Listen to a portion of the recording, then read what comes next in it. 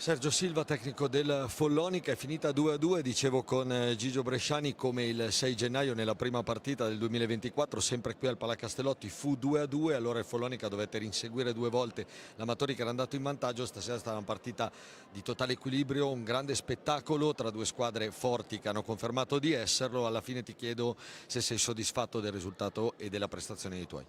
Sì, sicuramente la prestazione sì, non era semplice e facile venire in questa pista contro questo avversario e fare la prestazione che abbiamo fatto, ma anche del risultato. Io penso che poteva vincere il Lodi, ma se dico che poteva vincere anche Follonica non penso di dire un'eresia.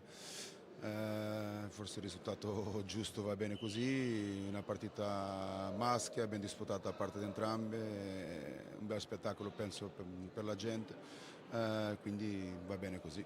Senti, continuate nel vostro momento positivo, dopo la Supercoppa c'erano state quelle due sconfitte che non so, magari tu mi dirai se era più anche magari l'euforia del trofeo riportato a casa, che ci sta assolutamente, poi avete ripreso a marciare come si deve, venivate qua dopo 5 vittorie, stasera una grande conferma e adesso un finale di 2024 ancora molto impegnativo, avete anche, ricordiamolo, il recupero col Trissino.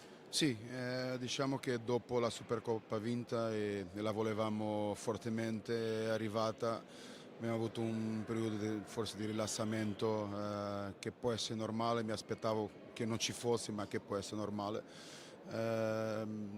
Però non ci siamo disuniti e sapevamo che era un periodo che poi doveva finire. Penso che stiamo facendo delle belle partite, siamo tornati forse al nostro livello che è questo, per lottare per questa posizione dove siamo. Penso che, come ho detto anche prima della partita, togliendo il Tristini che penso che è la squadra più forte del nostro campionato, il Forte, noi, il Lodi, il Valdagno, il Bassano, sono tutte squadre che possono finire dal secondo al sesto posto. Quindi sono contento, penso che si può ancora fare meglio, io ci credo molto in quello che fanno i ragazzi. Avremo ancora 3 partite difficili ma molto importanti, 2 in casa, che anche se uno è quel Trissino, se il mio Follonica è questo, penso che sarà dura anche per loro.